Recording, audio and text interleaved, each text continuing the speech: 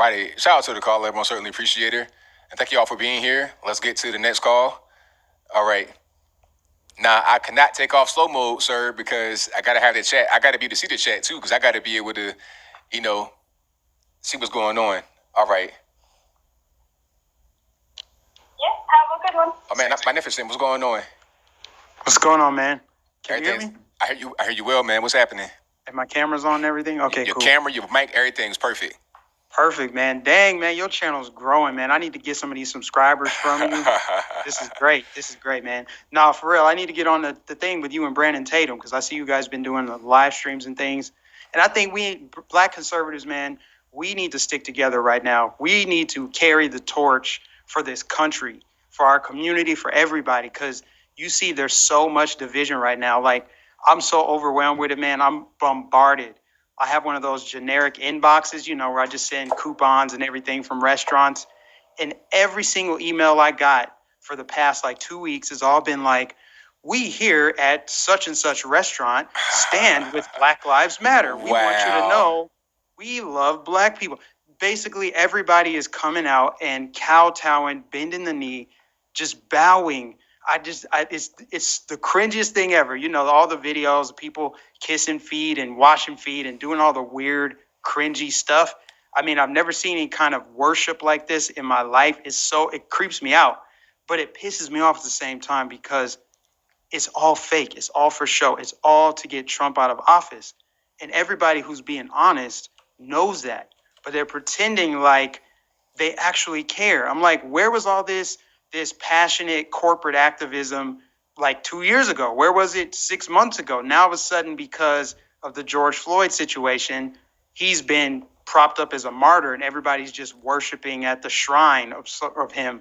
And it's just, I don't know what to do, man, because I've been speaking out more than ever before, but I see that they're tearing at the fabric of this country, the social fabric, the little bit that we had left, politicizing everything, dividing us, banning all these things, basically just destroying anything that people use for escapism. For me, it was football, NFL. That was my thing.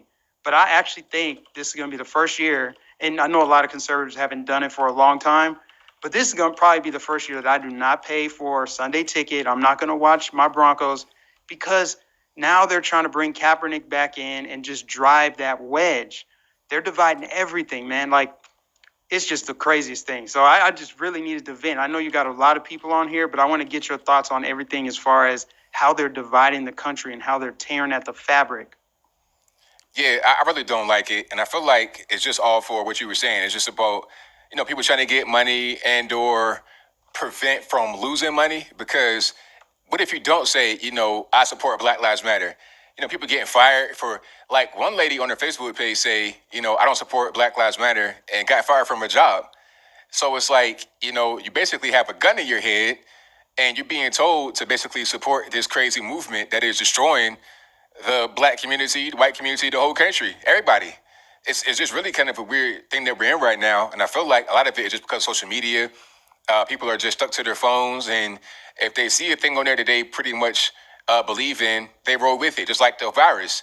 When their phones and the media were saying, hey, the virus is here, don't go outside ever, people were literally staying at home, never leaving.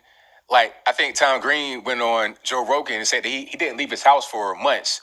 And when he would buy stuff, he would get food sent to his house, he would not touch it for 3 days. It would be in room for 3 days sitting before you would touch it, because that was, I guess, the half-life of the virus. I mean, really crazy and above and beyond. But just 1 week later, past that, everybody's outside 35,000 deep because of Black Lives Matter.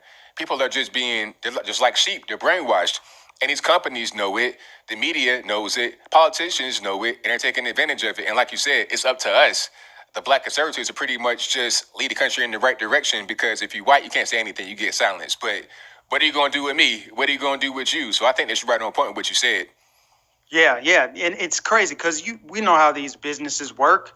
They want to cash in every season. That's why they put Christmas stuff out during the holidays. They put out all the rainbow stuff in June. But now it's we can cash in. We can get the masks. We can get these designer masks. You can get a Nike mask, or you can get a Black Lives Matter mask.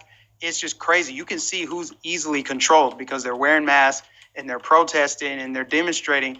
I live up here in Florida, and I drove down this street, this random street, and there was a white kid on the corner with a sign that says Black Lives Matter.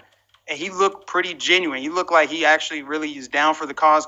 I think a lot of people are getting trapped in this activism because it's cloaked in, something that most people would think is positive. Like, yeah, of course I think Black Lives Matter. But the saddest thing is they don't actually care, because 52% of homicide victims are Black people, but nobody talks about it because the killers are Black. So how can Black Lives Matter? How can they collect all this money and funnel it in to the Democrat Party, knowing damn well it's not going to get paid to Black families in need? It's going towards other causes. Everybody's cashing in on Black plight right now. And yeah, without the Black conservative, it would be a wrap. It would be a wrap. We are the thorns in the side. Like, Candace Owens has been on fire for the last 3-4 months. I've never seen her she's been going hard in the paint. You've been going hard in the paint. Brandon Tatum, I've been doing it. Uber guy. So I just think we gotta stick together, because, man, the thing is, Trump has lost so much momentum. If you think about it, they've taken away all of his re-election talking points. He can't talk about the unemployment numbers. He can't talk about the stock market. He can't talk about falling crime. So they knew exactly what they were doing. And now with this coronavirus, they're trying to pick that back up. I'm getting all these notifications. Such and such NFL player just got the coronavirus. Ezekiel Elliott. I'm like, why are you telling me that a young adult with a healthy immune system got sick? Who cares? But they're doing that to keep this going. So how do you think, and then I'll wrap up after this, how do you think that Trump can regain the momentum and get back to talking about what's going to get him reelected? Because I'm a little bit concerned at this point. Well, I think that he can just talk about what you just said, like what has been done, what the Democratic Party has done, how they're trying to destroy the nation, how they're trying to capitalize on tragedies, how they're trying to capitalize on the virus. Don't talk, just be real and talk about what's going on, because I think we all know what's happening. Everybody can see it. Nobody's blind out here. So all you got to do is just be real and talk about it that way. And, speak about how the Democratic Party have not done very well. All these, episodes of police brutality and stuff like that are happening in largely Democratic areas. Minneapolis, Democratic area. ATL, Democratic area. Free out of Washington, Democratic area. Talk about their failures, talk about our successes, and talk about how if you want success rather than failure, then you need to be going out there and voting the proper way in the election, the general, and also the midterms, every election. Go out there, vote early, vote often. That's how it's got to be, man. Yes, sir. Yeah, and I'll be at his next rally in Florida. I know he's in Tulsa this weekend. I got hired with Right Side Broadcasting. So for your audience, if you guys want to check me out, just type in Mike Nificent, or you can check me out on Right Side Broadcasting, because that's where I'll be. I'll be a political correspondent, be making my debut at the Florida rally when it's announced. I don't know where it'll be, but I'll be there. Excellent, man. Excellent, man. Look forward to seeing you there. And thank you for the call as always. Definitely appreciate you. Yes, sir. Peace out. Peace.